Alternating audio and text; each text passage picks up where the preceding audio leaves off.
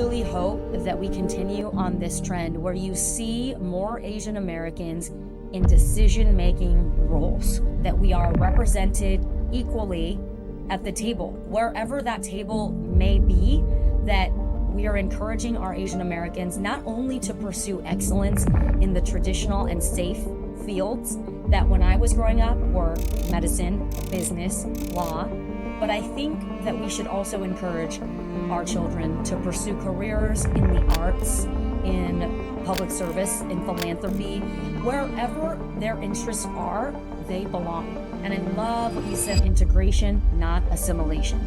We're lucky that we've gotten to a point where we can have that kind of conversation, because for our parents, it was full survival mode. It was get here, nose to the grindstone, don't stick out, do what you can, get a job, save up for your family, survive. And what I hope for our community and communities of color, all people, is that people can get to a place where they can thrive. And it is not lost on me for one moment what a privilege it is for us to even talk about being able to thrive, because there are so many places in the world where people are absolutely still struggling to survive.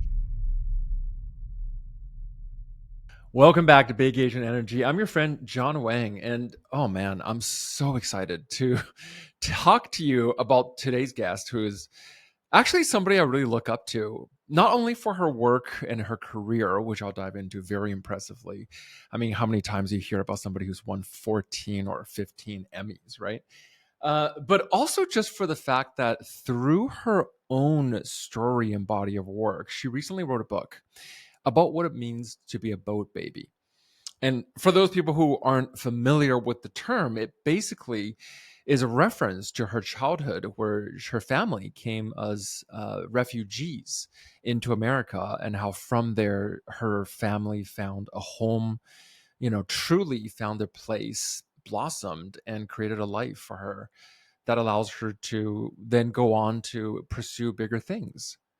And it is truly a love letter to me when I was reading through it. As soon as I picked it up, I remember going through it for, I think, just 4 or 5 hours in a row. I just blitzed right through it. And what caught my attention as I was blitzing through it was just how raw and honest the stories were, how it's reflective of what it means to be who we are, deal with questions about our identity, especially when we're taking on so many different parts of us, dealing with parents who are immigrants, like that was a big one for me. And even experiences like dating, relationships, expectations, and all the way through what it's like to be meeting with bias. And for the time when she was actually doing investigatory journalism more on that particular topic during the time of COVID and the China virus storyline. This incredible individual didn't just talk about the racism virus. She also is a multi-award winning. I mean, I'm just looking at her list of awards here. It includes a 2019 Alfred DuPont Columbia University Awards for her work on Drivers Under Siege. For those who don't know, like that is basically the Pulitzer. 14 Emmy Awards total, including a national Emmy. The Scripps Howard Award for television, cable, 3 Gracie Awards, 2 Claremont. I mean, it goes on and on and on. She is a senior consumer investigative journal correspondent for NBC News and co-anchor of NBC News Daily previously, as well as having had her reports on the Today Show, Third Hour Today, Nightly News, NBC News. I mean, it just goes on and on and on. Today, we're talking to Vicky Nguyen. Vicky recently came out with a book called Boat Baby that talks about her own family's escape from Vietnam as refugees. But we actually dive so much deeper into it on the episode. So you know what? I'm just going to jump right in and really get to the questions. Thank you, Vicky. Oh my gosh. Thank you so much for coming on the show. Can we just take Can I just take a moment and really say thank you from the deepest place of my heart? You have been such an incredible human being throughout this whole process. Truly, as an Asian, North American, you're such a hero of mine. I love it. As an Asian North American. True. And let me just say to you, the feeling is mutual. Look what I've got right here. My copy of Big Asian Energy. You're bringing it today, John. Oh my gosh. Ah. Okay, so this whole morning I've been like on like pins and needles. So I'm so excited to jump in. I have an intro recorded. So let's just jam. It sounds good. Can we just do I'm that? so excited. Thank you. Amazing. Okay. So I know you're a pro and you've probably been doing book tours, all this time and talking about your incredible New York Times best-selling, award-winning of all the incredible things. I just want to check in for a quick moment. How do you feel now that you're on the other side of this incredible, you've done a lot, but this is your own story. I feel deeply grateful Hmm. and energized by the response that I've gotten from people who have read Boat Baby. I think that is hands Mm, down the best experience any author can have is once the book is out in the world, in my case, Boat Baby, sailing along on the seas now, and then hmm. getting an email out of the blue or meeting someone at an event, as I did like a couple nights ago at Craig Melvin's colon cancer fundraiser, someone who you don't know, you wouldn't otherwise cross paths with, but they've picked up your book, they've read it, and something in the book touched them, resonated with them, they learned something. It is a beautiful connection, and so I'm so grateful that it's out in the world, Mm. and relieved, because it was a lot of hard work. It was a whole other separate kind of job, but so worthwhile, and I'm just thrilled with the way it's being received. Hmm. I love it. When I was reading through it, I got to say, it was like sitting in a room with you as you were narrating your life and all the various ups and downs that you have gone through. And there's some really fascinating and beautiful moments that you've captured. I'm curious, when you first started writing the book as a journalist, did you already have an idea of how the book was going to turn out? No. Oh gosh, I wish that I did, but I think what got me so excited to put this story on paper was thinking about it as a family story, as getting to learn who my parents were before they became mom and dad to me. Who were these people that decided they were going to leave behind their families, their homeland, to strike out on a grand adventure, but a potentially deadly one? I mean, it was very scary for so many of the boat people who fled Vietnam after the war, because there were no guarantees. There were no promises that you were going to make it to a refugee camp alive, let alone come to the United States of America and be able to create a new life for yourself. So that's really what inspired me, because I know that my family is not the only family who has had to make this kind of decision, who has made this journey, who has begun again, and hopefully has contributed to making the fabric of America what it is. Yeah, I think that part is a significant one, right? Like that part of the story in the beginning where you kind of captured how they came through, how they dealt with adversities, pirates, having to pre-prepare bribes and all these things. Did you, when you were writing the story, I'm assuming this is something that they share deeply with you. Were there any part of the story you felt like you didn't get to put in the book but were significant? It's funny because I really did try to cram everything into it, from basically before I was born, right? Who are my parents, to me, age 0 to basically present day. I think the book really ends right after the COVID pandemic. And by then I was working at NBC News and covering the pandemic and covering the rise in anti Asian hate. And so there's really not a lot that I left on the cutting room floor. I'm working actually right now on an epilogue for the paperback, because there was one thing that I felt like, oh, you know what? I should bring this full circle and kind of tell people what ended up happening to the Windsor, the house that, my parents bought, our American dream house, but that they eventually Mhm. lost when I was just starting out my career as a journalist. And it really put us on some rocky financial roads, because Mhm. I thought they were financially secure. And then suddenly we have no more house. And I'm making $26,000 a year, and the year is 2000. And I'm thinking, okay, is this a career I can even pursue? Because I don't know if I can financially support my family, as a journalist. Mhm. But obviously, it's led me to where I am now. And you can only ever connect the dots when you look back. I wouldn't change a single thing, but I thought I would share something for the people who pick up the paperback when it comes out, I think next year, basically, that might tie up some loose ends. And for your listeners, a lot of people who've read the book were like, well, what happened also to your great aunt and your uncle? And I should say they're doing great. They like live in Santa Rosa, California. They eventually just kind of made a life there. In fact, my uncle and his two daughters, who are in their 20s, recently visited us in New York. So thank you to the amazing, caring readers who were like, but wait a minute, it wasn't just you and your mom, you and dad. You had a great aunt and an uncle who came over as well with you. What are they doing? I'm really glad that you cleared that up. That there's going to be an epilogue. Yeah. And speaking of endings, I mean, I actually, when I was first preparing the list of questions for our call today, one of the things I actually wanted to start with was the ending part where you wrote a letter to your daughters talking about this. And like that part really hit, and it kind of like made me tear up as I was reading it, because I felt like it was coming full circle, right? Like you started talking about your journey and now looking at your children, passing it forward. Oh man, I mean, the big question I have is, clearly there were two big generations of Asian stories. There was your generation, there is your parents' generation, and then there is this new generation with your own children. What do you see as the biggest difference between what you visited in these three generations? I am so happy to report that there are big differences, right? The fact that my girls are Asian and growing up without much insecurity in their identity is miraculous to me. It's marvelous. I'm so Mm, grateful that they don't have to question if they're Asian enough, if they're Caucasian enough, if they're American enough. They just are.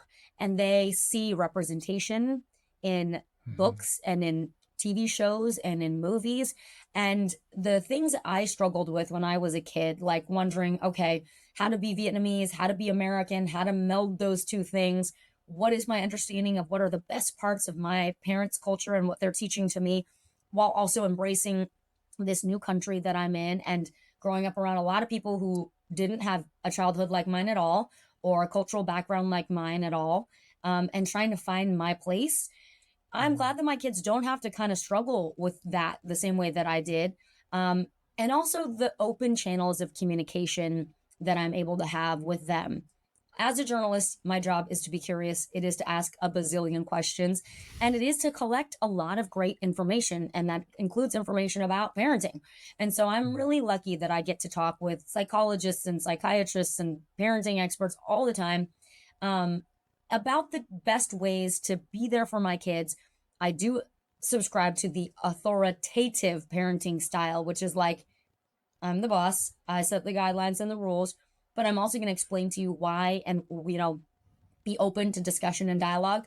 My mm. parents were much more the authoritarian style parenting with a healthy dose of kind of like carefree parenting, the mix of like, look, we set the rules, we're the bosses, and we're going to, you do things because we say this is the way to do them. Not a lot of explaining, but they were also like not there a lot of times Yeah. because of the amount of work that they had to do outside of the home, or the fact that they had to trust the system to help raise me. My parents were very much not of the let's talk about things, let's explain our emotions, let's express our love in words. That's not how they were raised, right? There wasn't like, Mm.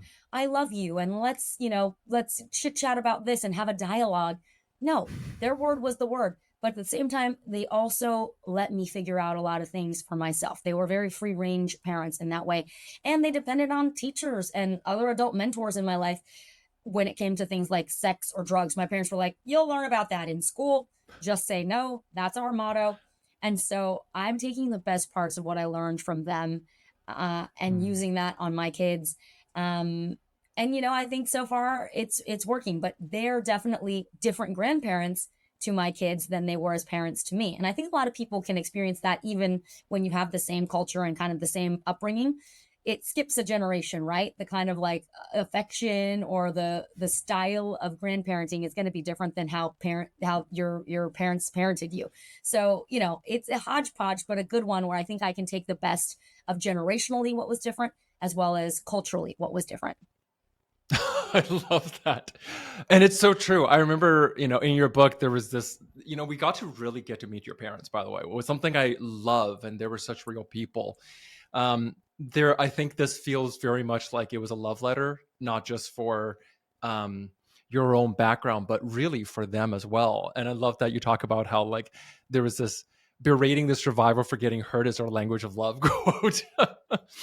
So I you represent essentially the breaking through. You talk about this a little bit about the how like there's this very, I would say, contentious, controversial term about the bamboo ceiling, but you, in a lot of ways, your story is about breaking through the bamboo ceiling. And going from how people would recognize you and like call you Connie Chung and these kind of stereotypes to now being such a iconic voice for Asian Americans.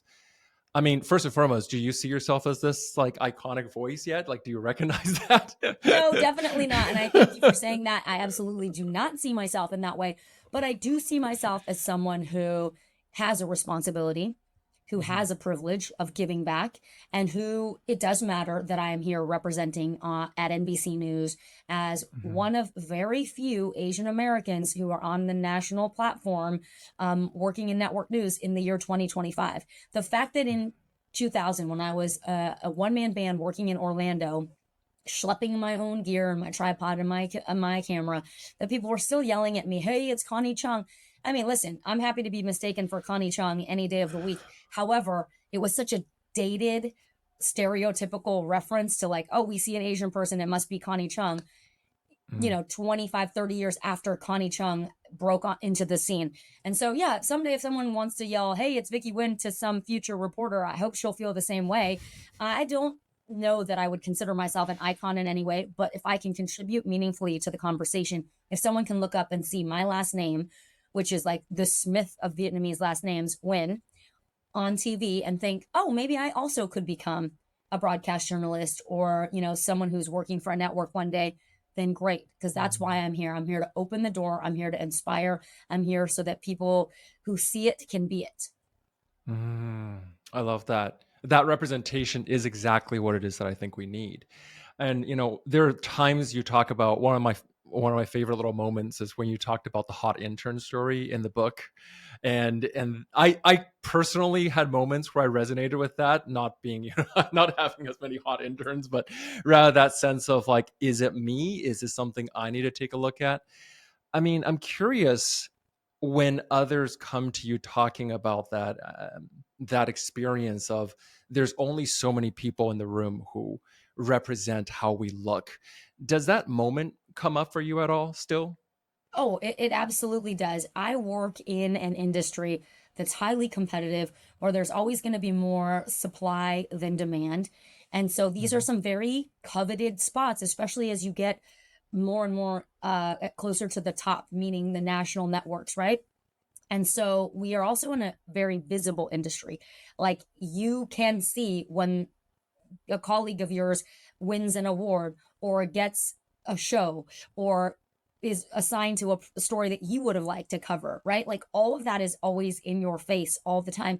Then add in social media. And sometimes it can be really hard not to compare and despair.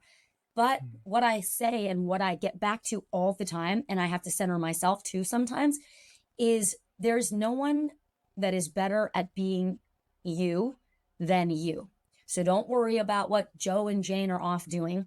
For me, it is focus on being the best Vicky Nguyen that I can be, making sure that I show up with everything that I've got, that I treat the people around me the best that I can, and that I run my race in the way that I see fit.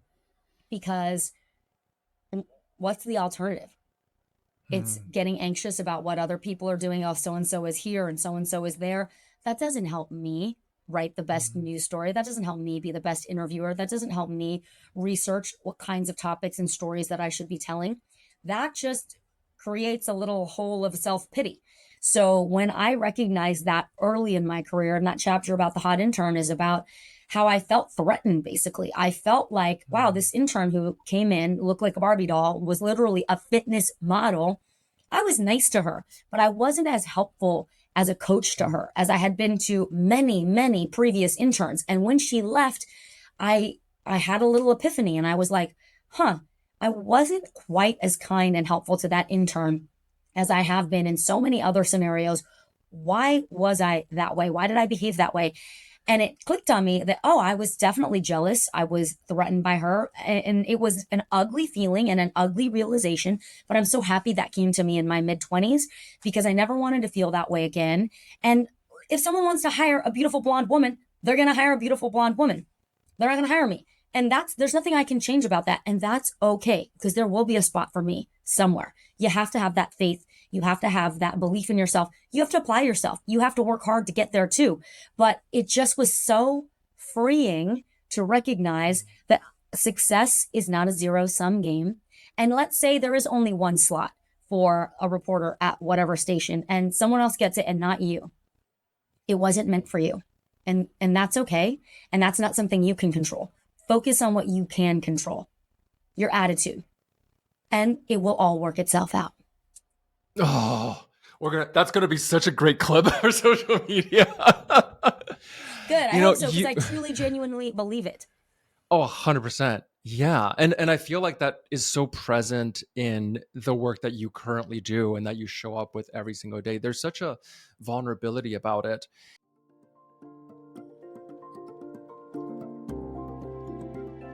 Hey, I just wanted to let you know that Big Asian Energy is officially out and you can go and pick it up anywhere you buy books, Amazon, Barnes & Nobles, etc. If you've ever felt like there's something stopping you from reaching your full potential, if you've ever felt like you want to have that unstoppable charisma and confidence in the work that you do, as well as just the way you show up in life, this might be the book for you.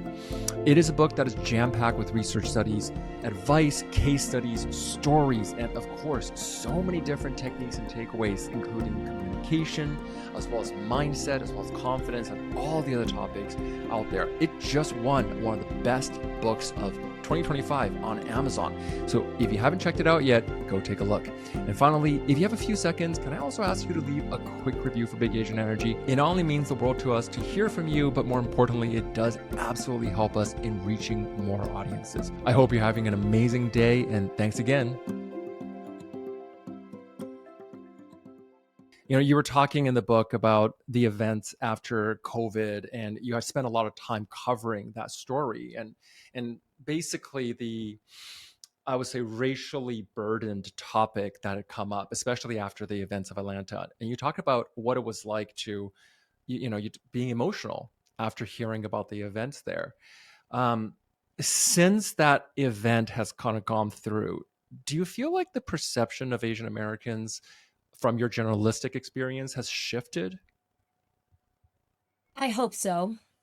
I hope so. I know that my perspective of myself and the Asian community has shifted. I have felt empowered.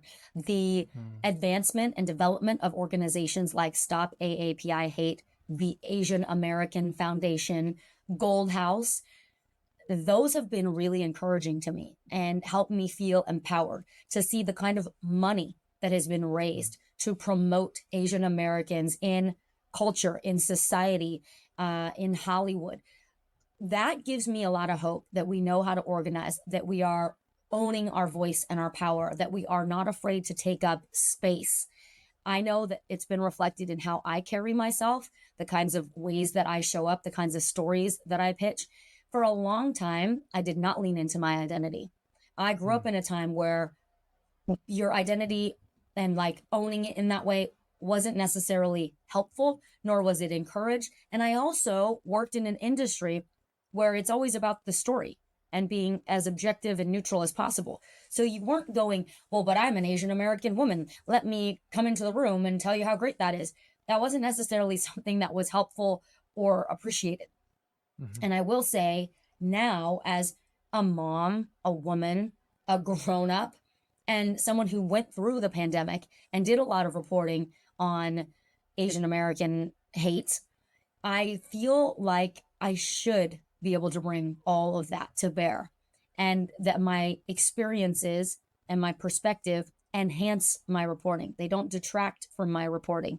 And so I'm super grateful that I am able to do that now, and that I recognize there's a difference between advocacy journalism and just trying to be a great public servant and telling the stories that matter.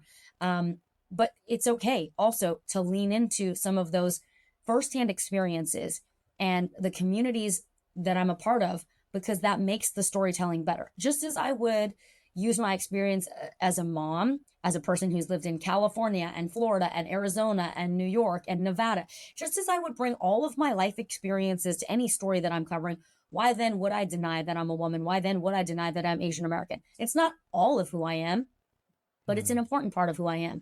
And so I hope that by being able to show up 100%, that encourages other people also to feel like, oh, I can bring all of these elements and my experiences to the table, whether you're a journalist, you're in business, you're in education, wherever you are, because that's what's authentic, it's real, and it adds to the conversation and the dialogue in a way that's enlightening to other people too. I so agree with that, especially the part that we are actually making it better when we are able to fully step into our identity, all the elements of us. And I think this Yeah, is such a shift from, my parents' generations, perhaps your parents' generations, totally. who had to assimilate and kind of hide their parts. To go with the flow meant kind of hiding parts of themselves to belong. Whereas now, the belonging comes from the full embrace of who we are, right? The big Asian energy, if I could kind of Yeah, like drop my own name there, that's a right? beautiful, beautiful way of putting it. Absolutely. It's integration, not assimilation, that makes this Yes. country better. And I mean, Love it. really, the whole story, I think, of Boat Baby really is the perfect story of the American dream, right? Like how immigrant, that journey of coming over here, finding a place, and then creating a legacy as an Asian American to make it better, to make the country, your environment, the culture, everything better. Um, you have talked about so many different things as part of this whole experience. I'm curious to hear, in particular, to the idea of identity. You represent and still to this day support so many other Asian Americans behind you. Is there anything that you envisioned for the future that you feel like this is one way that we could reach even better, higher heights for our community? Yeah, I mean, I really hope that we continue on this trend where you see more Asian Americans in decision making roles, Hmm. and that we are represented equally at the table, wherever that table may be, that we are encouraging our Asian Americans not only to pursue excellence in the traditional and safe fields that when I was growing up were medicine, business, law, wonderful, important careers, important industries. But I think that we should also encourage our children to pursue careers in the arts, in public service, in philanthropy, wherever their interests are, they belong. And I love what you said. I want to repeat it so I remember: integration, not assimilation. We're lucky that we've gotten to a point where we can have that kind of conversation, because for our parents, it was full survival mode. It was get here, nose to the grindstone, don't stick out, do what you can, get a job, save up for your family, survive, survive. And what I hope for our community and communities of color, all people, is that people can get to a place where they can thrive. And it is not lost on me for one moment what a privilege it is for us to even talk about being able to thrive, because there are so many places in the world where people are absolutely still struggling to survive, trying to prevent their children from dying of starvation, like all of the things that we cover, the very heavy headlines I cover in the news all of the time, what's happening overseas with ongoing wars in Ukraine, with what's happening in the Middle East, in Gaza. I think all of the time how fortunate we are, and what are we going to do with the privilege and the responsibilities that we have here and the agency that we have with our lives, because not everyone can claim that for themselves. So, yeah, that's my hope. My hope is that Asian Americans continue to feel empowered to pursue excellence across a wide variety of industries, and that their nature, the very fact that we can see more Asian Americans in different places will inspire others to follow in their footsteps. And then also that we look back and we're opening the door for those who are coming behind us, that we remember that our success is not exclusive and that someone else rising up doesn't take away from us. That's what my hope is. And that's always how I've conducted myself, I think, is just understanding that there's so much room at the table for so many different voices. And why aren't we trying to welcome that and celebrate that? Because when your ship rises, my ship rises. Vicky for president. I wasn't born the here, way you said so that. unless we change that, Oh. I am not qualified.